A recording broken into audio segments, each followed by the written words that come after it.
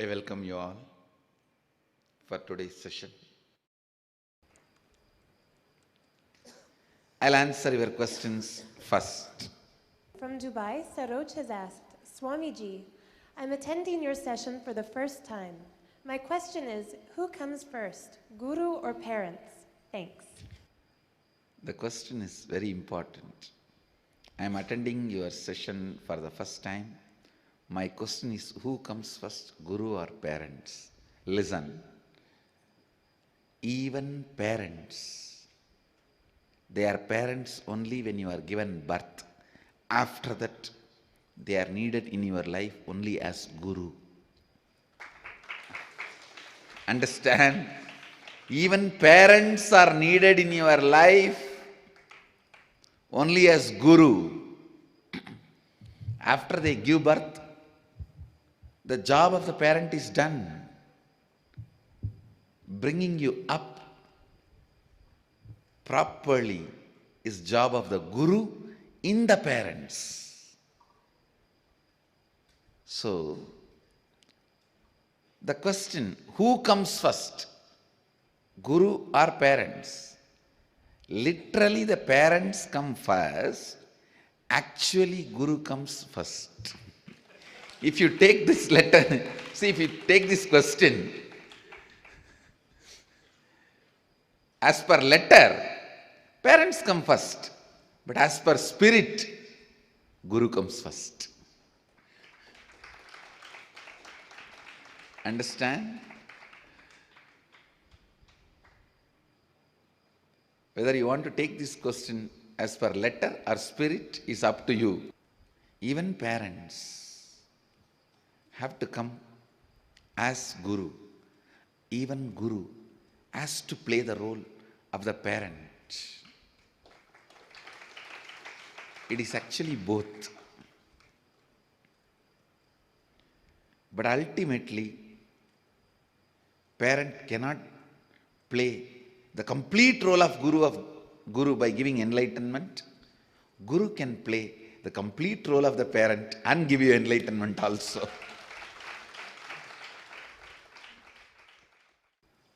Parents may come first, but guru only will come for last.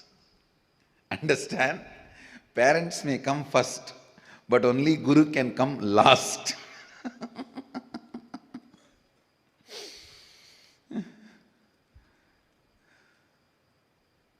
So guru has his own place. Parents cannot come at last. Only guru can come at last. Yesterday's evening satsang was about this from Isavasya Upanishad. Maybe today's evening satsang, if you attend, this question will be cleared more detailed way. Today's evening satsang on Isavasya Upanishad, it's going to be about death. The Hindu-Indian way of death. Yes. Next question. From Houston, Adinam, Pratibha asks, I want to come out of worldly life and be more with God, which is not happening these days. I'm so busy with worldly life and I don't get time. This question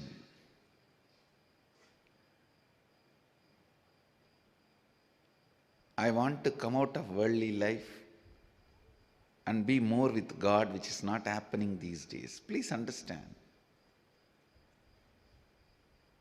The concept of worldly life is worldly life. The context of God is God. There's no such thing as coming out of worldly life. Come out of your concept of worldly life. That's all you need. Come out of your concept of worldly life. Get into your context of God. Understand? Coming out of worldly life, getting into God does not mean you will come out from one place and enter into another place. You have to come out from one space and enter into another space. It's not place to place shift. It's a space to space shift. Sometimes, initially, a place to place helps you to strengthen your space to space transformation. For example, if you go to some place where really this truth is taught to you, moving from concept of worldly life into the context of God, that place may be a help for you, but that place itself cannot give you what you want. For example, you all have come here. I can help you to move out of the concept of your worldly life and context of God. But moving from that place to this place itself is not enough. You have to move from that space to this space. That only will lead you experience God. I think just moving from place to place may not be solution. Learn to move from space to space, and then, if needed, we can move from place to place also. You see, only if the movement from space to space happens, place to place is useful. Otherwise, you will come and eat my head here. No, really. Actually, I have more jata just to scratch the jatas only. Each one pulls my hair so much. Now I decided, all right, let me have more jata so that more people can pull. Without changing the space, if you just change the place, what will happen? You will be hanging on my jata. So, that is no way going to help you, and surely it is not going to help me. It's only going to be more trouble for me. So understand, please do not change place to place unless you change space to space. It is my humble request and prayer to all my devotees. You would have seen the disciples praying to Guru, and please see first time Master praying to disciples. Unless you change from the space of the context of world, the concept of world, to the context of God, please do not change your place from house to ashram.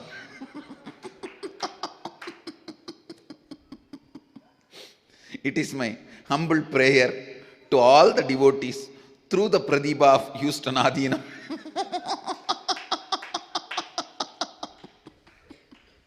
Next. From Auckland, New Zealand, Stefan asked, Dear Swamiji, some people are keen on doing Inner Awakening from my center. Can you please share some words on why Inner Awakening 21-day program, and what will they get by doing the program? Gratitude, Stefan. Stephen, Auckland, New Zealand. First thing, the Inner Awakening, especially now the way the program is offered, literally awakens the God particle in you. Now especially after this Nityanandoham process added, with this beautiful method of completion and through completion, cleaning up the muscle memory and opening your possibilities, and through the Shivoham process, cleaning up your biomemory and opening the powers, and ultimately awakening the God particle, bioenergy in you, the Kundalini Shakti, and flooding that Kundalini Shakti into your biomemory and muscle memory. The whole inner awakening has reached to its next higher level. I can say its perfection, its completion through the Nityanandoham process. You should attend the inner awakening now, because it is the inner awakening. It has reached its completion. I can say, inner awakening itself has reached its completion. With this Nityanandoham process, completion cleans up muscle memory, Shivoham process cleans up biomemory, the Nityanandoham process awakens your bioenergy. Completion itself has reached its completion with the Nityanandoham process. All I can tell you, see, actually I am not a person who can market or promote something. With all my integrity, I can say, it's really worth trying at least once, then you will understand.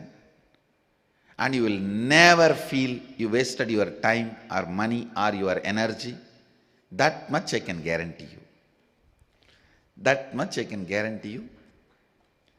Actually, with this new combination of completion, Shivoham process, Nityanandoham process, I can comfortably tell you at least one spiritual power will start expressing through you, which will be useful for you in your day-to-day life, strengthens and enriches you in your everyday life. And it's the program. At least on the planet Earth, this is the most powerful spiritual program available now. That much I can be very clear. On the planet Earth, the most powerful spiritual program available is Inner Awakening. Narada can vouch for it because he only goes to all the world. Next. From Toronto, Rajeshwari Ramasamy asks, Swamiji, this is the first session with you. My question is, how do I find my guru? You do not need to worry, think so much about finding your guru. It is like, if I have to put it in a language which you all understand, love at first sight. Don't even try to make me as a guru or remember and all that. Just leave it. You will not be able to forget me if I am your guru. You will not be able to forget me if I am your guru. It is like a click happens. Something will click in you. You just will not be able to forget. I am there all the time inside. Whether you are cooking or you are in your office meeting, whatever you are doing, I am there all the time as undercurrent in you. Then I am your guru. If that does not happen, don't worry, continue your search. You will find my blessings. So, you don't have to worry, think too much about how do I find my guru. You go on, become more and more authentic. You will see simply, the guru will find you and that click will happen. Understand, this is the underline. The moment you wake up, whether you are brushing the teeth or taking bath or cooking, going to office, attending your routine or reading books or watching TV or watching movie, whatever you may do, I'll be there as an undercurrent sitting inside you. How many of you feel that experientially? For all of you, I am Guru, that's all. I can say. There's a big team.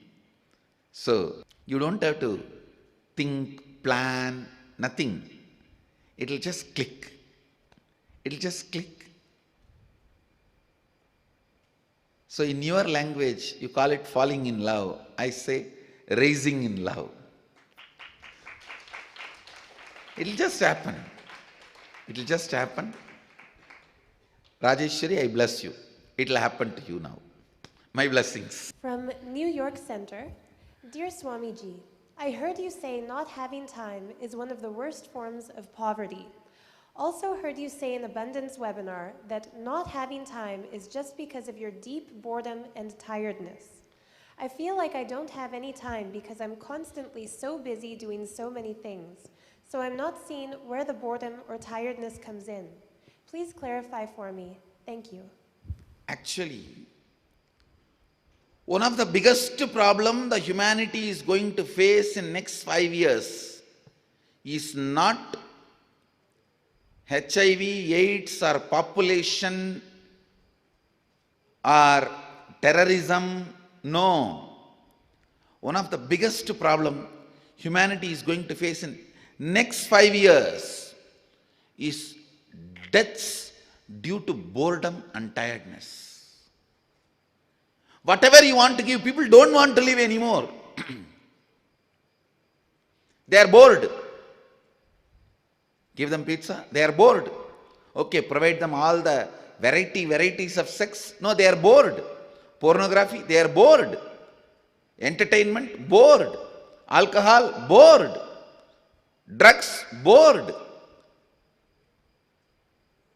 Facebook, bored.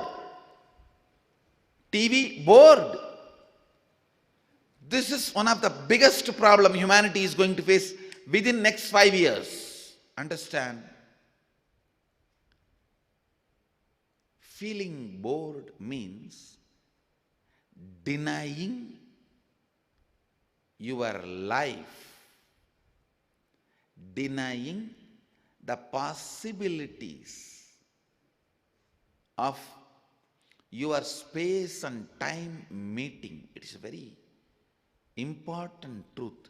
I have decided I will do a 2-day program, just like Nitya Dana Yoga, on conquering time. Because it is too much to share in one question. I really want to help people to get out of boredom. Understand? If boredom captures you, nothing can make your life happy. I am not promoting drinking, smoking, pornography, womanizing, all that. I am not promoting. But all I am trying to tell you is, boredom is much worse than all this. Even with all this, if you are able to keep yourself excited, at least okay, be alive. Boredom is going to be one of the worst problems. Because nowadays, by the time they are 30, maximum 35, they have seen everything, they have done everything which you can imagine, you can't imagine. What more to do? Nothing more. The only way to win this game of boredom is understanding what is time, what is space, the interaction between these two, and knowing the very entry of time into space and space into time is an exciting celebration. Only that will give you the eternal celebration. Otherwise, people are tired of dancing, drinking, marijuana. People are tired of everything. They have done everything. All these became outdated. Drinks, womanizing, marijuana, whatever you call it as a pleasure. Vacation, cruise, this, that. Everything has become old fashioned, old style. Now all this no more attracts the next generation. We have seen what is there next. We have seen what is there next. Human beings have gone to the extreme. Now nothing more excites.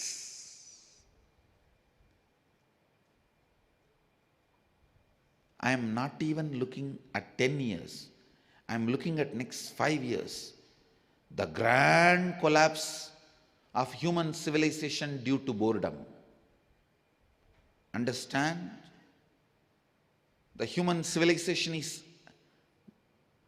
going towards, moving towards, heading towards grand collapse, not because of economical meltdown, no global political crisis, no terrorism, no HIV/AIDS, or no virus, no aliens attack. No. All that is not going to be a big problem humanity will face. The share market melting down, banks becoming bankrupt. No. Global warming. No. Within next 5 to 10 years, the biggest blow the human civilization is going to face is boredom. Big cars we have seen, big cigarettes we have seen,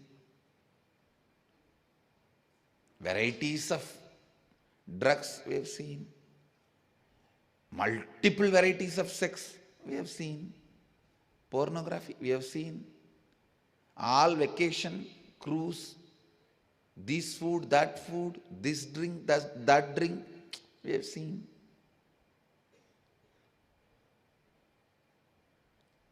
Even if you see two drink, third, you know about the third drink, leave it, I am bored. The biggest problem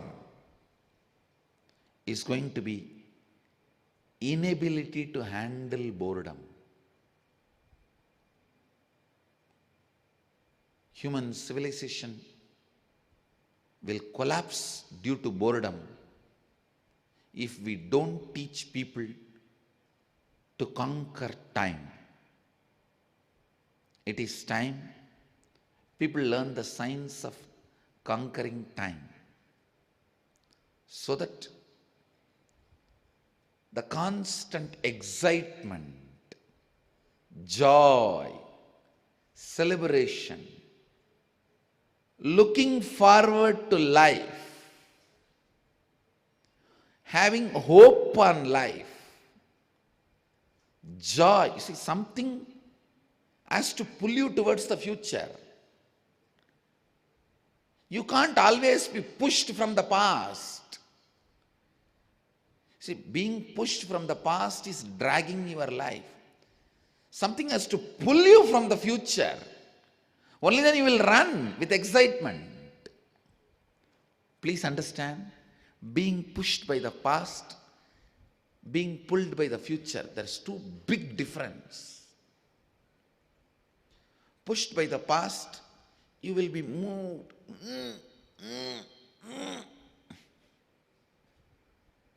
Pulled by the future, you will be just flying, dancing. So the science of conquering time need to be taught to the world. Mahadeva very beautifully gives around 35 verses on the science of time. Very recently I read. I may not be able to translate all that 35 and transmit that knowledge, that experience to all of you in this one question answer. I'll soon, we will have a 2-day program, just like Nityadana Yoga, conquering time. This will be my gift to all of you from Agama. So you are free from this mess of not having time or feeling bored. It's actually both are the agitation of the inner space. Next question. From Nityananda Sangha, Mulund Paduka Mandir, Meera asks, first, in the Gita, it is said that steadiness in all situations is good or bad, pleasure, pain, is what we should be striving for. That your inner space is independent of external situations, Is this living in abundance? Is the desire for more a sign of incompletion? Mira, first thing understand what Gita says. Steadiness in all situation, in good and bad, pleasure and pain is true, but striving for it is not good. Understanding it and living it is good, but striving to achieve that is not good. Please understand. Striving means what? You are not convinced about it. You are not clear about it. See, if you ask somebody, give me 10,000 rupee as donation, I want to build a temple, that will be literally legal snatching. That's the word I will use. Thieves illegally snatch and run away. These people try to snatch legally. That money will not be useful for Mahadeva. But if somebody understands, money is not the goal, it is only the way. When you share, you are showered. When all this cognition happens, and then he offers, let this 10,000 be used to establish and teach, enrich what I learnt and how I became. That 10,000 only will be useful to build a temple, to spread this knowledge and science. Understand, always I tell people come and tell me, Swami is a very rich guy, a big rich person, shall I bring him? I say, first thing, if he is rich, what is there? Let him be, I don't care. He is no way going to be useful for himself or me. If somebody gets the context and then decides to share, only that money will be useful for doing any good work. Please understand. When he understands the higher context, the smaller things automatically happen. In your life also, you should understand the futility of ego and utility of knowledge. Futility of ego and utility of knowledge, truth. Then simply just by listening, you will be in the space of good and bad, pleasure and pain, steadily. If you are striving for it, it is stupidity. Like convincing somebody to give 10,000 rupee and taking that money is no way going to be useful. Same way, striving to achieve the good and bad, pleasure and pain, situation, steadiness, striving to achieve being steady during good and bad, pleasure and pain is not going to help you. Understand this example. This is very important. When somebody understands money is not everything, it is only utility. When you share, more is showered and starts experiencing it. When he shares, that's a real sharing that will be useful for him and others. He has understood the highest context, then his actions are okay. But if he is struggling, I have seen people, they will take out their purse, remove all the 100 rupee, 500 rupee, 50 rupee, 20 rupee, 10 rupee, finally pick up one 5 rupee and find out it is only one note, not two note, and then put it at the feet.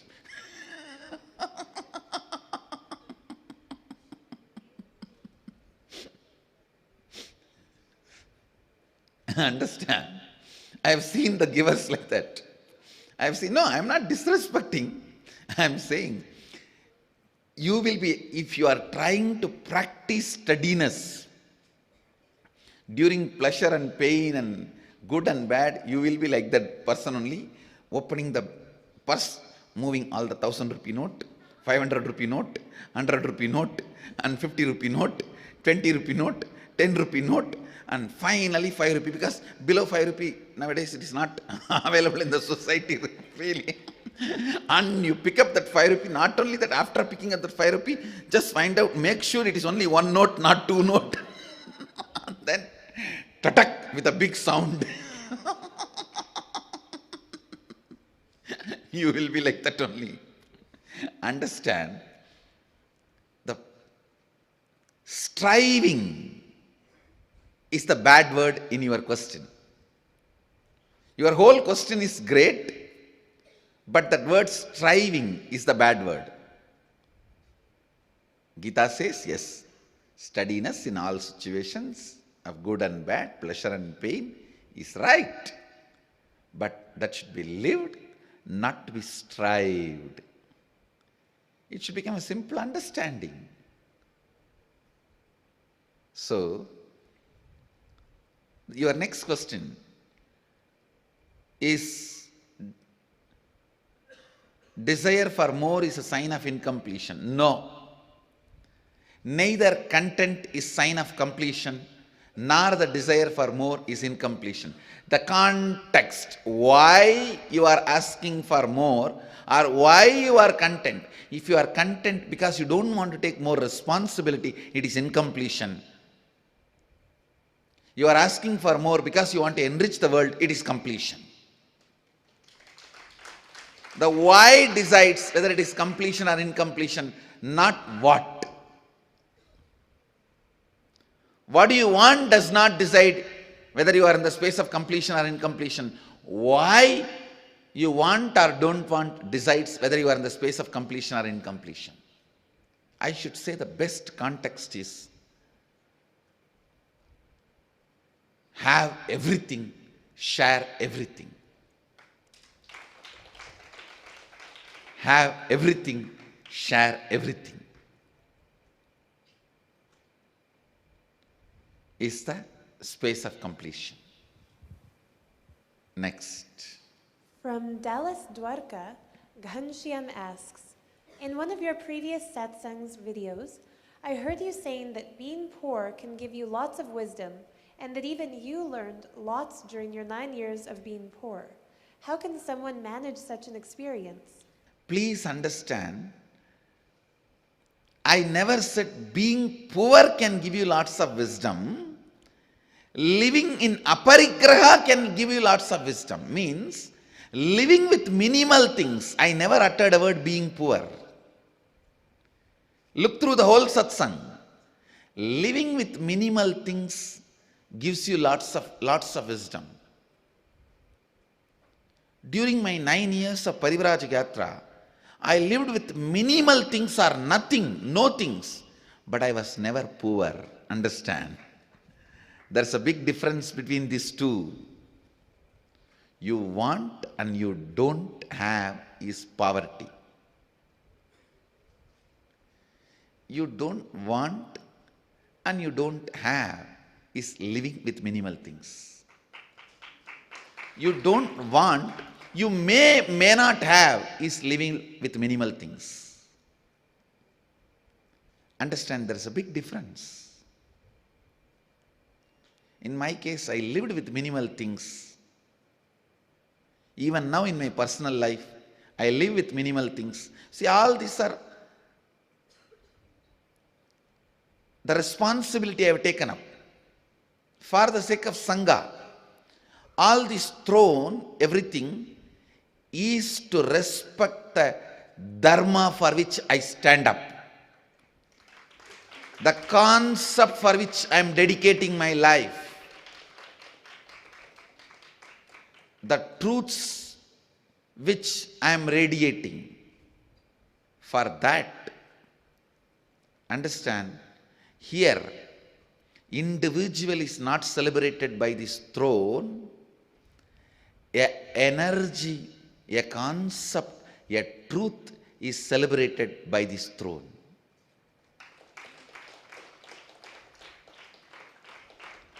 So still in my personal life, I live with minimal things, and I tell you, it really keeps you in high energy, keeps you in high energy. So, living with minimal things is what I call aparigraha. Yes, next question. From Manhattan, Amy asks, Dear Swamiji, can you open my third eye in this seminar, or do I have to go to you in person? Thank you. Oh, Amy, if I open your third eye in this seminar, actually you are asking, can you open? I can open, but you can't handle. You need to be in a space where you are supported, helped to get comfortable with the third eye for a few days. That is why I am calling you to come to Inner Awakening. I can handle, I can open it. You won't be able to handle the opening, that initiation. Imagine suddenly you know everything your husband does, your wife does. Whole day and night, what will happen? Your whole family stability, everything, what will happen? Even within you, if you just know what all happens, you will be shaken. So understand, I can open your third eye even in this seminar, but you may not be able to handle it. That is why I'm saying, come here, spend a little time. So I'll make you comfortable with it and then send you back. I think it's time. You all have to go for your meal break. For India, breakfast. For some countries, lunch. For some countries, brunch. For some countries, dinner. For some countries, evening snack. Literally all time zone, all temperature. People are sitting. So, let's gather for the next session. Thank you. Be blissful. Nityananda Dhyanapitham, Nityananda Nagar, off Mysore Road, Bidadi, Bengaluru. Phone 08027279999. www.nityananda.org. www.youtube.com/Life Bliss Foundation.